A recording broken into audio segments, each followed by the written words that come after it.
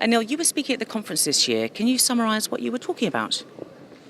Yes, I was asked to kind of set the context for what will it take to build a European-based battery value chain.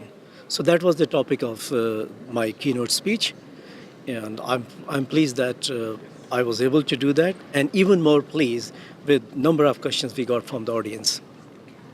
What do you think is needed to support further development of a European-based battery supply chain? Well, that really goes to the heart of my keynote speech. Let me kind of put it in two parts. First is I articulated there is a gap between the policy and the industry. And then I went on to say how we can build the value chain. So first about the gap. The European regulations are kicking in a serious terms with penalties for cars from 2021. Just to give you a number, today cars emit about 115 grams of CO2 per kilometer. From 2021, 18 months from today, that needs to go down to 95 grams per kilometer. That's a very significant reduction, and there are penalties if the OEMs on a fleet-wide basis will not meet. That's all well and good, well intended, must be done.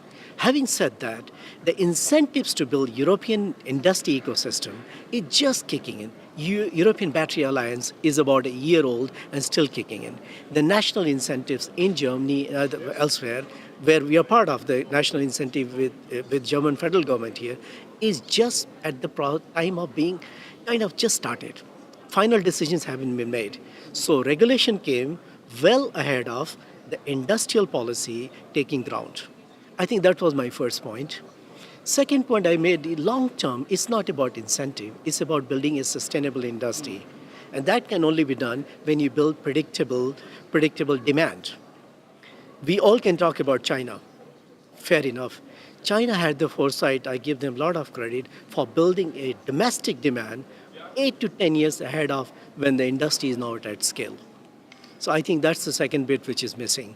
Why we believe we can build a competitive European-based battery industry is because 70% of lithium cells is chemicals. And we have the world-leading chemical companies in Europe.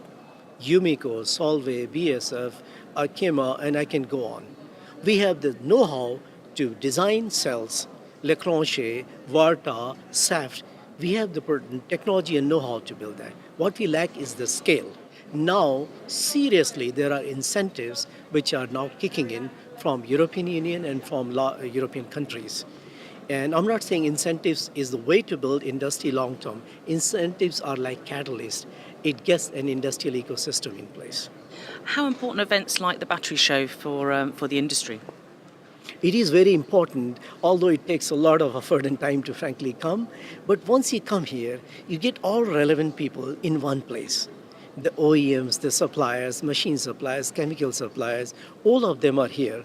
In 2 days, you can accomplish a lot more than what you would do otherwise in multiple meetings.